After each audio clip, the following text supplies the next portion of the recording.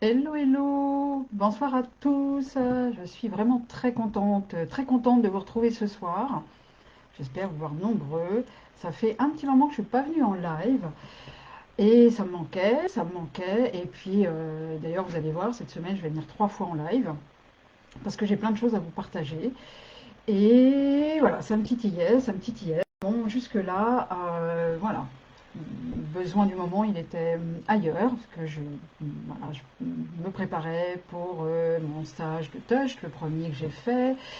Et voilà, j'étais pas trop dispo pour venir en live, mais là, voilà, inspirée par ce qui se passe dans le monde actuellement, et aussi parce que lors d'une séance avec une cliente la semaine dernière, il y a quelque chose vraiment qui est venu, voilà, qui est arrivé en cours de séance avec la cliente, et je me suis dit ça, il faut que j'aille en parler, il faut que j'aille le partager. Alors pas l'histoire de la cliente bien sûr, hein, mais ça rejoignait un petit peu ce que je voulais vous partager par rapport à l'actualité. Et donc j'avais envie de vous parler de compassion ce soir. Compassion, mais de compassion en conscience et de compassion comme source de développement personnel ou compassion pour pouvoir prendre soin de vous.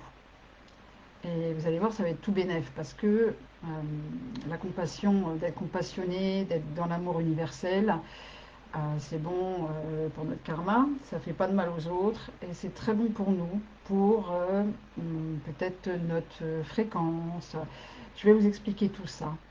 Euh, Parce qu'on est nombreux en fait à avoir envie de contribuer à un monde meilleur, à avoir plus de paix dans le monde, à vouloir être dans la bienveillance. Et puis en fait, c'est pas si simple. Et même si parfois on a l'impression de l'être, ben, on peut avoir des réactions, des comportements qui sont complètement à l'inverse. Et j'avais envie de mettre ça un petit peu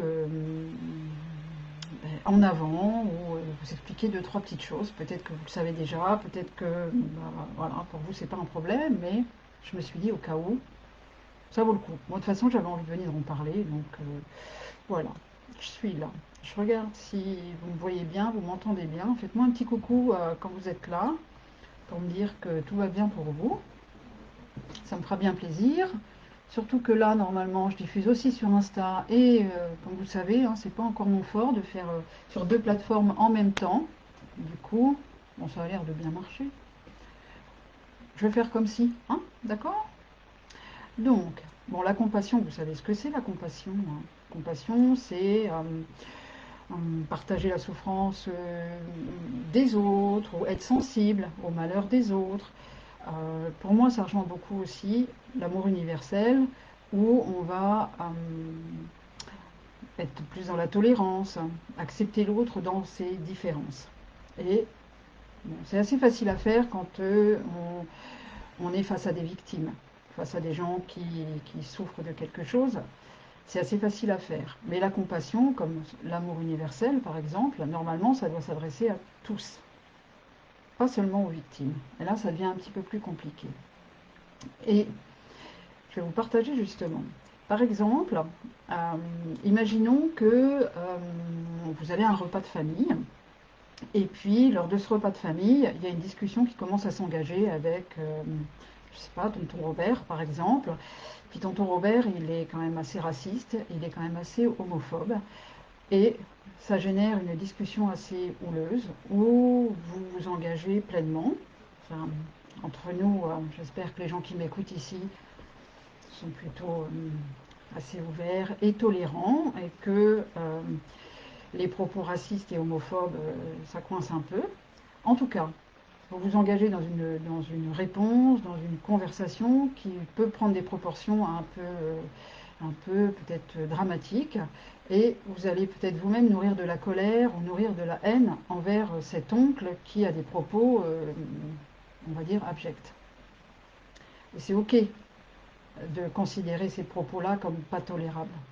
Par contre, quand vous-même vous êtes en train de le rejeter dans ce qu'il est, dans ce qu'il pense, ben, vous faites un peu la même chose que lui en fait. Lui, il rejette par exemple les étrangers, et vous, vous allez rejeter votre oncle qui rejette les étrangers.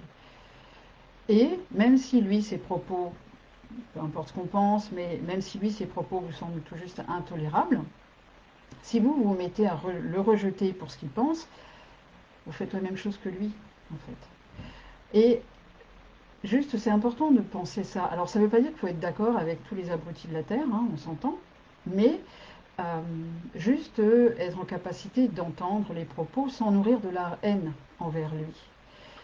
Et je voulais vraiment vous partager ça parce que je me suis rendu compte, par exemple, chez cette cliente, que mais ça nourrissait beaucoup d'émotions chez elle, beaucoup de stress, beaucoup de la colère, de la haine, et qu'elle avait du mal à redescendre après un repas de famille parce que c'était encore là. Et si vous voulez vous occuper de vous, prendre soin de vous, et puis pas vous laisser embarquer par des émotions qui vont vraiment être délétères pour vous, ça demande peut-être à regarder justement cette compassion, comment on peut l'utiliser à bon escient et vers nous. C'est-à-dire peut-être accepter l'autre dans ce qu'il est, accepter l'autre dans ce qu'il pense, accepter qu'il pense ça, même si c'est à l'encontre de vos valeurs les plus profondes, parce que il a le droit de penser ça. Et c'est pas en vous mettant en colère que vous allez changer ce qu'il pense. Ça ne veut pas dire que vous êtes d'accord avec lui. Vous pouvez exprimer simplement que vous n'êtes pas d'accord, vous pouvez éviter ce genre de réunion, ou laisser dire et prendre un peu de recul. Mais le rejeter, ça revient à faire la même chose que lui. Et vous voyez, ça manque de sens, ça manque de cohérence, il y a quelque chose qui est pas cohérent en fait. Et ça m'amène aussi à peut-être vous faire regarder la situation actuelle dans le monde sous cet angle-là.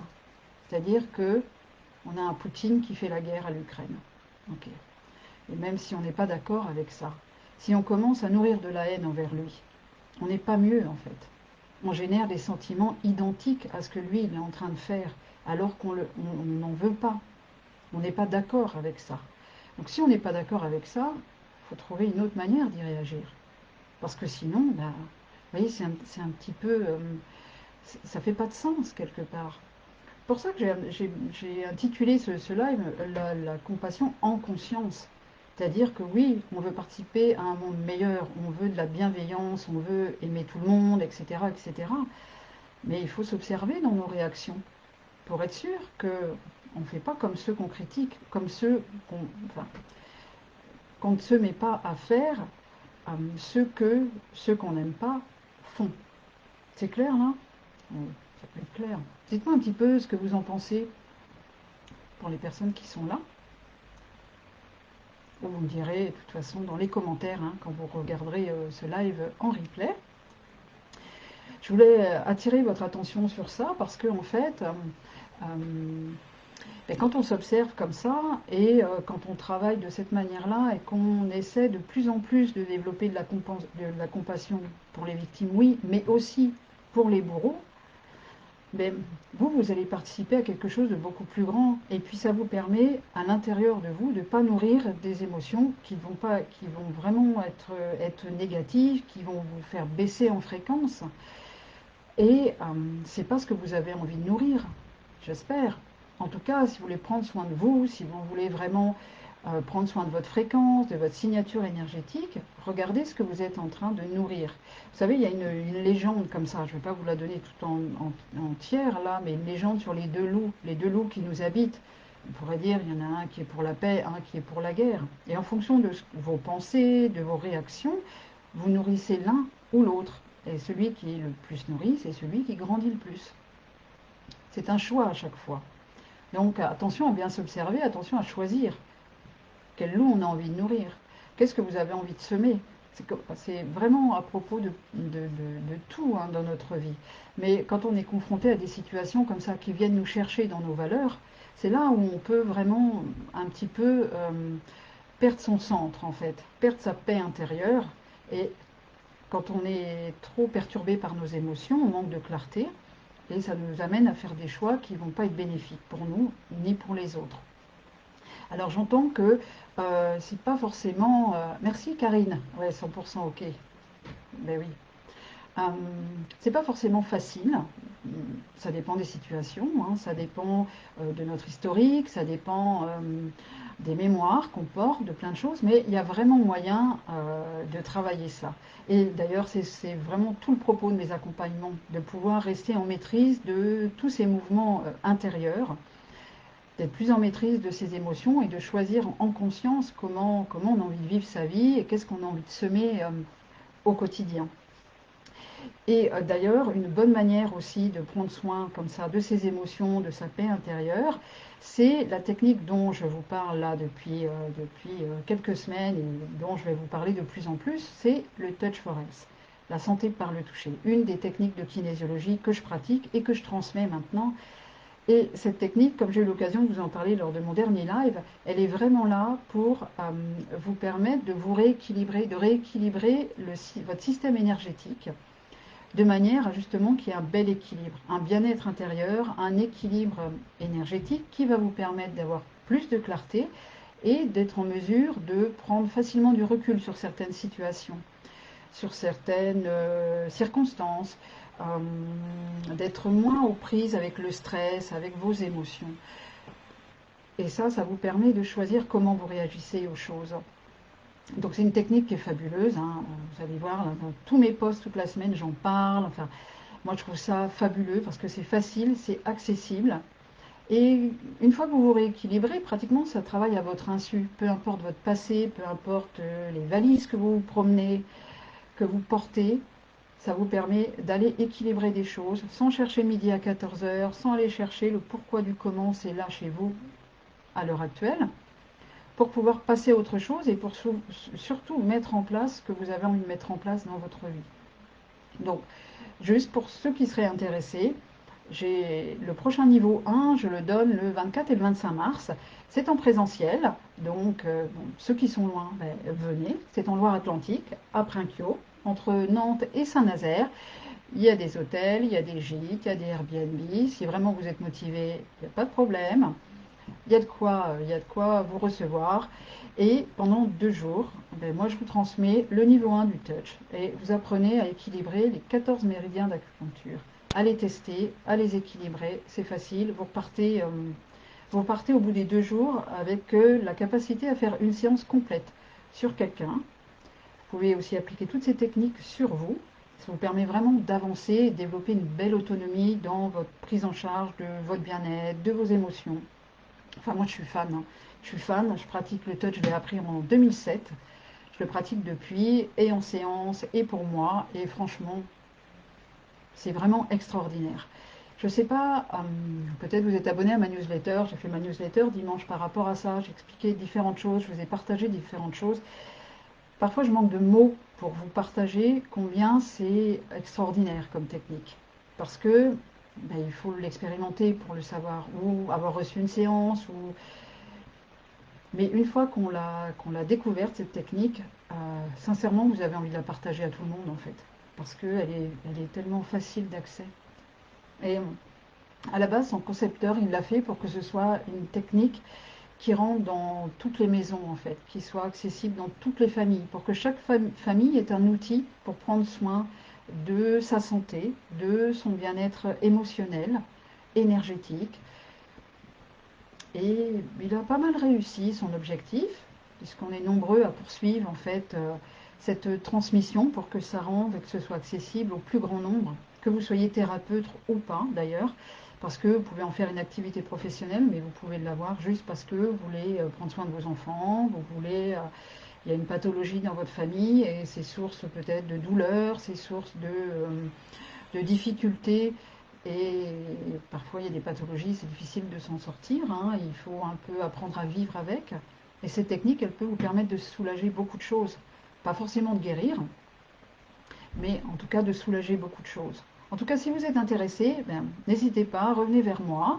Si cette date ne vous convient pas, revenez vers moi, parce que je vais créer une liste d'attente, parce que j'ai déjà des demandes pour d'autres dates. Et puis, pouvez aller voir sur mon site aussi, véroniqueblanchier.com, où il y a tout un onglet, vous allez trouver plein d'infos sur qu'est-ce que c'est le Touch for Health et comment ça se passe la formation. En tout cas, voilà, ça va être cool, sympa. Il n'y a pas de challenge d'apprentissage, de niveau, Et l'intérêt, enfin moi je trouve que ce qui est extraordinaire dans cette technique, c'est que tout en l'apprenant, vous travaillez sur vous. On prend des objectifs pour que, en même temps, vous équilibrez ce que vous avez besoin d'équilibrer et vous intégrez une nouvelle technique. C'est fabuleux, non? Est-ce que vous avez des questions pour les personnes qui sont là? Dites-moi. Coucou Christa, ah, je suis bien contente de te voir là. Alors, je regarde un petit peu sur mon écran, les petits commentaires. N'hésitez pas, hein, si vous avez besoin de plus d'informations. Quel est le prix? Alors le prix, Karine, pour les stages, c'est des stages de 2 jours et le prix c'est 240 € pour les 2 jours. Et pour les personnes qui seraient intéressées, il y a 5 stages en fait, et à chaque fois c'est 240 €. Chaque stage, vous êtes certifié pour le niveau que vous venez de faire. Et tout ce cursus, en fait, si c'est pour un cursus professionnel, une reconversion, c'est les fondations de la formation de kinésiologie. Après, il y a d'autres choses à faire pour devenir kinésiologue certifié. Mais déjà, avec ces 5 premiers niveaux-là, vous pouvez déjà être dans un cursus de consultant en Touch for Health. Bien sûr, il y aura d'autres stages à rajouter à ça, comme de l'anatomie, comme comment on s'installe en cabinet. On ne devient pas accompagnant juste en 5 stages de 2 jours. Mais déjà, si vous êtes déjà en cabinet, que vous êtes déjà thérapeute, vous pouvez déjà l'introduire dans votre pratique. J'ai déjà fait le niveau 1, la mi-février. Il y a une des personnes qui est déjà thérapeute, qui est sonothérapeute et qui, à la suite de ce stage, déjà pratique le touch dans son cabinet. Alors, elle a déjà tout un bagage d'accompagnante, hein, donc elle a déjà une clientèle, etc. Mais vous voyez, si déjà vous êtes déjà installé, c'est vraiment une technique que vous pouvez tout de suite mettre en place dans votre cabinet, même après 2 jours. Vous avez, à la fin des 2 jours, vous avez de quoi faire une équilibration complète des 14 méridiens. C'est fabuleux, venez essayer, ou posez-moi des questions. En fait, c'est vraiment extraordinaire cette technique. Coucou Véronique, coucou Laurence, merci d'être là. Ça me fait bien plaisir de vous voir ici. Donc voilà un petit peu ce que je voulais vous partager. Donc j'espère que par rapport à la compassion, voilà, j'ai pas réveillé trop de quoi, trop de questions, trop de choses un peu bizarres en vous disant que la compassion c'est autant pour les victimes que pour les bourreaux. Si on veut vraiment être dans une vraie compassion et qu'on veut prendre soin de son équilibre émotionnel intérieur, tout ça c'est voilà, à réfléchir en conscience. Et bien faire la différence qu'avoir de la compassion, c'est pas forcément être d'accord avec la personne, mais au moins d'être dans l'accueil. Avec plaisir, Karine. Voilà, mesdames, qui êtes là. Et ben, voilà, pour toutes les personnes qui vont réécouter en replay, n'hésitez pas à me faire vos petits commentaires. Dites-moi un petit peu comment, coucou Carosette, comment ça se passe pour vous la compassion? Est-ce que c'est facile de l'appliquer pour tous, peu importe le comportement? Ou si ça peut générer parfois quand c'est un peu plus difficile, des émotions des émotions perturbatrices, diraient mes enseignants bouddhistes. Parce que vraiment, c'est des émotions comme la colère et la haine qui viennent beaucoup perturber notre équilibre intérieur et c'est vraiment pas bon. Si on peut, voilà, nourrir ça de façon différente.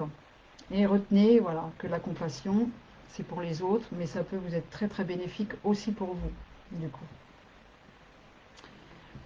Carosette, t'entends pas de son. Je pense que tu dois être la seule, puisque personne ne m'a fait cette remarque depuis le début. Donc, je pense que les autres, ils ont du son. Alors, Véro, on touche la personne. Oui, le Touch for Health, c'est la santé par le toucher, et en fait, ça se base sur un test musculaire. Donc on touche la personne.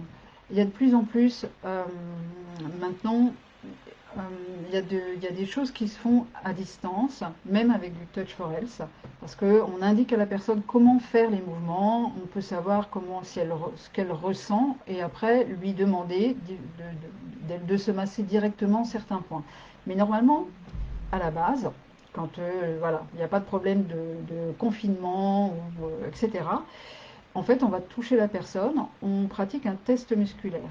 En fait, chez tout le monde, physiologiquement, quand on ne vit pas de stress, on a un tonus musculaire normal.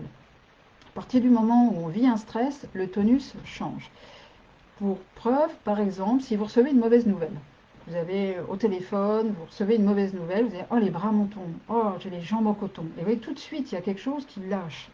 Il y a votre tonus musculaire, vous ne perdez pas vos muscles, hein, mais votre tonus musculaire change et en fait relâche. Et c'est tout le propos aussi de la kinésiologie, le test musculaire, mais d'autant plus dans le touch, on va aller tester certains muscles, des muscles qui sont en lien avec certains méridiens d'acupuncture. Et à chaque fois, avant de tester, la personne verbalise ou pense à l'objectif pour lequel elle vient faire une séance. Par exemple, je dors paisiblement toutes les nuits et on va tester certains muscles pour en fait tester comment l'énergie circule dans le méridien qui correspond. Et parfois ça va tenir, c'est-à-dire qu'il y a un bon tonus, et parfois le muscle il lâche au moment où la personne elle pense à son objectif. C'est-à-dire que cet objectif-là est en train de stresser quelque chose dans le méridien. Stressé, ou dans ce méridien-là, l'énergie ne circule pas correctement par rapport à cet objectif. Et il suffit d'aller stimuler certains points, des points très spécifiques, des points réflexes qu'on peut avoir sur la tête, qu'on a sur le corps. On fait des rééquilibrations en fait sur le méridien, sur le corps en fait pour aller rééquilibrer l'énergie dans le méridien par rapport à l'objectif. Et quand on reteste le muscle va verrouiller, va tenir. On a remis.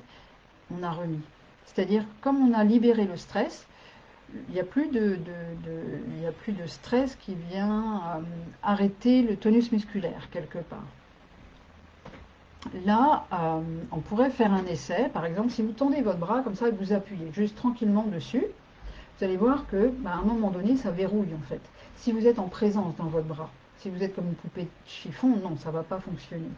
Et faites le test, par exemple. Vous pouvez dire oui, par exemple, à voix haute, et puis vous sentez. Vous allez voir qu'il y a une résistance. Après, vous pouvez simplement dire non. Et puis retester, vous allez voir que pour tenir au même niveau, vous allez peut-être avoir besoin de mettre de la force. Le non, chez les êtres humains, ça crée un stress. Donc le tonus change. Et vous pouvez faire le test en disant, je ne sais pas, je m'appelle Véronique. Si je me dis, je m'appelle Isabelle, ben, mon tonus va être différent. Alors là, je vous explique pour faire des petits tests comme ça. Voilà, il y a d'autres, enfin, moi c'est facile pour moi, je fais ça tous les jours, donc je sens quand il y a un changement de tonus chez moi ou chez les autres. Et peut-être vous pouvez le sentir déjà. Et donc, Véro, j'espère que je réponds à ta question. Mais en tout cas, voilà, le touch, c'est on teste des muscles pour savoir comment l'énergie circule dans les méridiens en rapport et pour aller équilibrer. Les objectifs qu'une personne prend, ça peut être des objectifs de la sphère émotionnelle, de la sphère physique. On travaille énormément sur la posture, sur les douleurs. Ça peut être toutes les sphères en fait. En fait, avec le touch, on ne cherche pas à régler un problème, on cherche à rééquilibrer la circulation énergétique chez la personne de manière à ce que elle recontacte tout son potentiel en fait, son système d'autorégulation.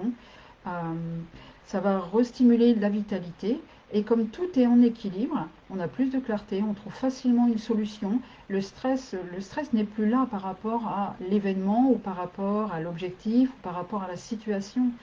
Et du coup, c'est relancer le système de la personne pour que la personne ait accès à son potentiel pour atteindre son objectif. On ne règle pas le problème, on rééquilibre la personne. Et ça fait toute la différence. Et c'est pour ça qu'avec cette technique-là, on peut adresser tout type de problématiques. Parce qu'on n'est pas en train de régler un problème.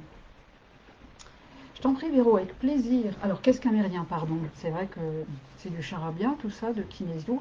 Les méridiens, c'est comme des canaux d'énergie qu'on a dans le corps. C'est issu de la médecine traditionnelle chinoise. Hein. C'est les Chinois qui ont découvert ça il y a, je sais pas, plus de 2000 ans. C'est la même chose que les acupuncteurs, quand ils plantent des aiguilles, en fait, ils les piquent sur des trajets, justement, sur les méridiens. On appelle ça les méridiens d'acupuncture. C'est invisible. C'est dans le corps ou juste à proximité du corps. En tout cas, c'est de l'énergie qui circule sur des trajets très spécifiques. C'est ça en fait.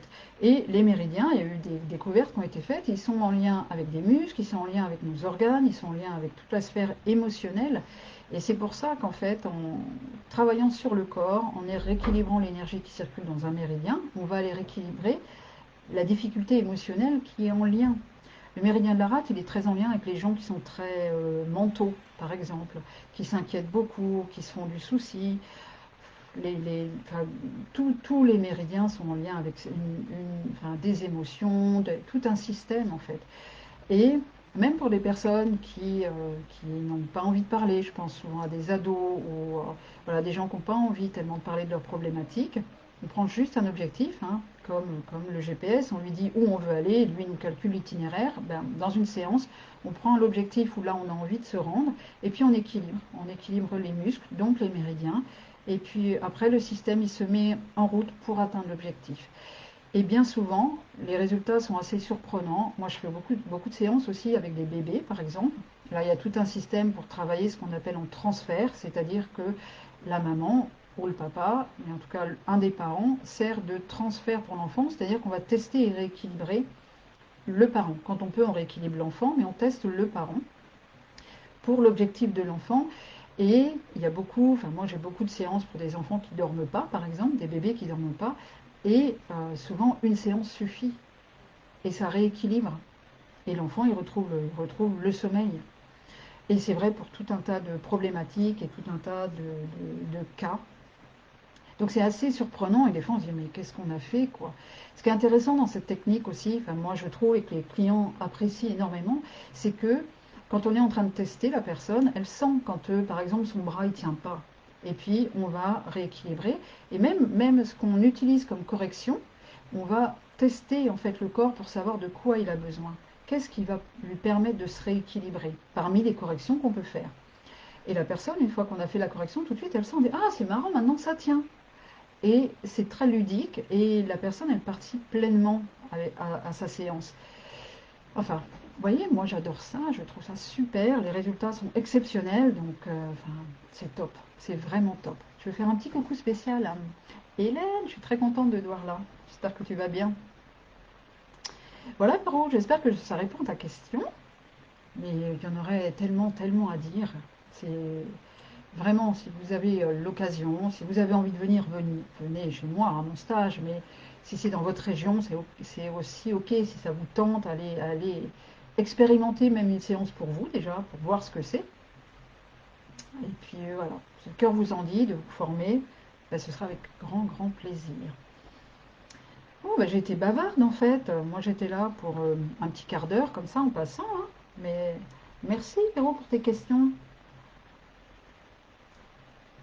Vous pouvez voir, moi j'adore ça, hein, parler de ça, parce que je trouve ça fabuleux, fabuleux. Moi, la kinésiologie, elle m'a beaucoup, beaucoup aidée à un moment où, voilà, j'étais pas très en forme dans ma vie. Et je m'étais toujours dit, ah, si un jour je change de job, je vais faire ça. Et bien c'est arrivé, j'ai changé de job un jour, j'ai profité d'un plan social et je me suis formée.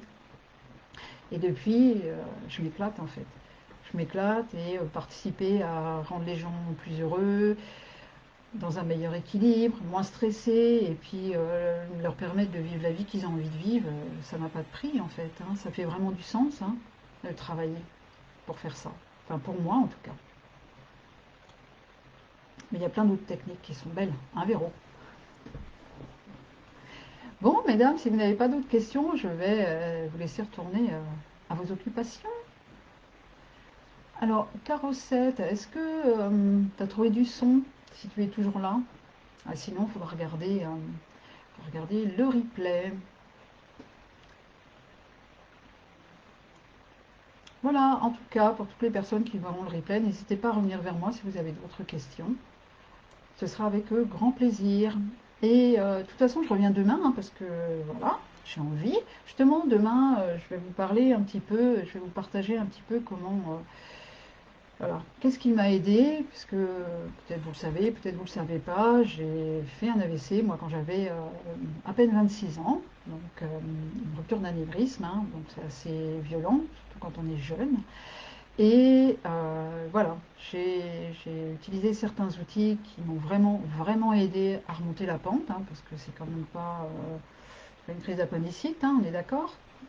Et j'ai envie de vous partager un peu mon expérience. Donc si ça vous tente, ben, je suis en live demain à 13 h. Et puis je vais revenir aussi jeudi pour vous parler encore d'un autre sujet. Regardez, j'ai fait des petits posts comme ça, vous saurez. Et puis j'espère vous retrouver nombreuses et nombreux.